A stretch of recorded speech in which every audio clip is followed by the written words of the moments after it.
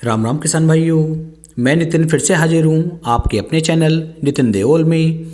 किसान भाइयों, आज हम बात करेंगे गेहूं की फसल की बुआई करते समय हमें कौन कौन से खाद कितनी कितनी मात्रा में डालने चाहिए, जिससे कि गेहूं की फसल हमें शानदार टिल्डिंग के साथ साथ शानदार पैदावार निकाल करके दे सके।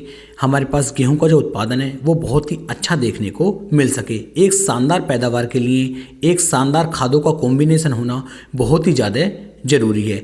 ऐसा नहीं है किसान भाइयों कि गन्ने की फसल हो, धान की फसल हो, गेहूं की फसल हो या फिर अन्य जो फसलें हैं, सभी फसलों में एक जैसा खाद ही डालना पड़े।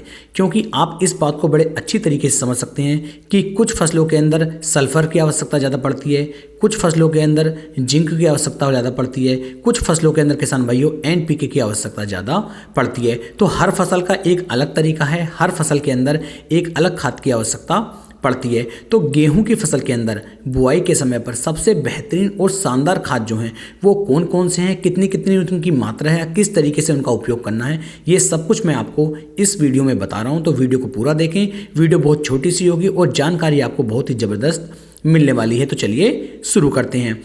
गेहूँ की फसल की जब आप बुआई करते हैं तो बुआई करते समय किसान भाइयों, कुछ किसान भाइयों को डीएपी खाद बहुत ज़्यादा पसंद होता है, कुछ किसान भाइयों को सिंगल सुपर फास्फेट खाद बहुत पसंद होता है और कुछ किसान भाइयों को एनपीके खाद बहुत ज़्यादा पसंद होता है। तो तीनों ही खादों के कॉम्बिनेशन को मैं आपको बताने वाला हूँ। यानी कि जो किसान भाई डीएपी की मदद से बुआई करना चाहते हैं उनके लिए मैं अलग तरीका बताऊँगा, जो एसएसपी से बुआई करना चाहते हैं उनके लिए अलग, और जो किसान भाइयों एनपीके की मदद से करना चाहते हैं उनके लिए अलग। यानी कि डीएपी, एसएसपी और एनपीके तीनों के बारे में अलग अलग जानकारी मैं आपको देने वाला हूं। तो सबसे पहले बात कर लेते हैं, जो किसान भाई डीएपी की मदद से गेहूं की बुआई करना चाहते हैं उन्हें कौन कौन से खादों की कितनी कितनी आवश्यकता पड़ने वाली है। तो डीएपी खाद की जो आवश्यकता किसान भाई यहाँ पर आपको पड़ने वाली है, डीएपी खाद आपको लेना है 40 किलोग्राम प्रति एकड़ के हिसाब से। ये मैं आपको वो मात्रा बता रहा हूँ जो आपके गेहूं की फसल के लिए बिल्कुल सफिशिएंट है, बिल्कुल ज़रूरी है और बहुत ही अच्छी पैदावार निकाल करके देने में ये आपकी काफ़ी ज़्यादा मदद करेंगे। तो 40 किलोग्राम आपको डीएपी खाद ले लेना है। साथ में किसान भाइयों इसके अंदर आपको यूरिया की मात्रा भी लेनी है, और यूरिया की जो मात्रा आप लेंगे वो लेंगे 15 किलोग्राम प्रति एकड़ के हिसाब से। ध्यान दें, इससे ऊपर की मात्रा आप ना लें। तीसरा जो आपको लेनी है म्यूरेट ऑफ पोटास। जो म्यूरेट ऑफ पोटास हमारी होती है ये भी एक बहुत ही ज़रूरी तत्व है।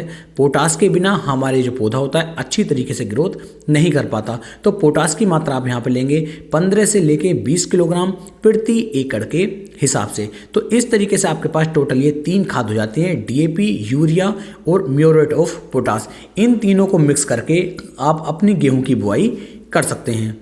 जब किसान भाई पहला पानी आप देंगे तो पहले पानी पर आपको जिंक सल्फेट का उपयोग जरूर करना है, क्योंकि पहले पानी पर जब आप जिंक सल्फेट डालेंगे तो इससे हमारी गेहूं की फसल की बहुत ही अच्छी तरीके से टिल्डिंग होनी शुरू हो जाएगी। लेकिन डीएपी के साथ में आपको गलती से भी जिंक सल्फेट का उपयोग नहीं करना है।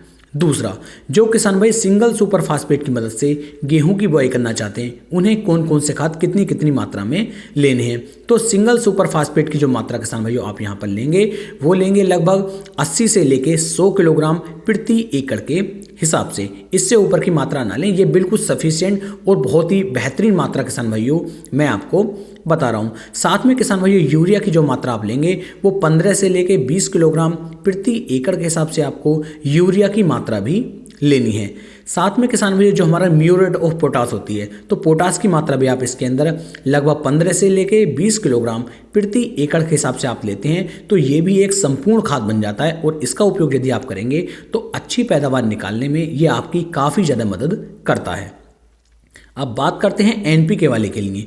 तो जो एनपीके से हमारे किसान भाई गेहूं की बुआई करना चाहते हैं उन्हें एनपीके की मात्रा लगभग 50 किलोग्राम प्रति एकड़ के हिसाब से लेनी चाहिए। साथ में लगभग 15 किलोग्राम उन्हें यूरिया की मात्रा भी लेनी है। यूरिया इसके अंदर पहले से होता है लेकिन 12% में है तो यूरिया की मात्रा थोड़ी सी कम रह जाती है। तो 15 किलोग्राम यूरिया भी आपको अलग से लेना है, और इसके साथ में 10 किलोग्राम जो हमारी म्यूरेट ऑफ पोटास होती है इसकी मात्रा भी यदि आप इसके अंदर डाल देते हैं तो और भी शानदार रिजल्ट आपको देखने को मिलेंगे। तो इस तरीके से इन तीनों खादों में से किसी भी एक खाद का चयन करके आप गेहूं की बुआई कर सकते हैं। लेकिन ध्यान दें, जब आप गेहूं के अंदर पहला पानी लगाएंगे तो पहला पानी लगाते समय तीनों में से किसी भी खाद का आपने उपयोग क्यों ना किया हो, आपको जो है जिंक सल्फेट का उपयोग जरूर करना है। जिंक सल्फेट का उपयोग करेंगे तो जिंक की मात्रा भी पूरी हो जाएगी और सल्फर की मात्रा भी पूरी हो जाएगी और आपको एक शानदार और अच्छी पैदावार आपकी गेहूं की फसल निकाल करके देती है। इन तीनों खादों के अंदर किसान भाइयों, यदि आपका बजट है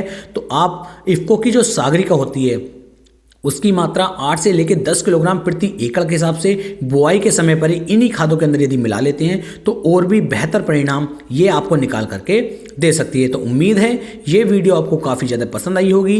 वीडियो अच्छी लगी हो तो वीडियो को आप ज़्यादा से ज़्यादा शेयर करें। फिर मिलेंगे एक नई वीडियो में, तब तक के लिए मेरे सभी प्यारे किसान भाइयों को राम राम जी।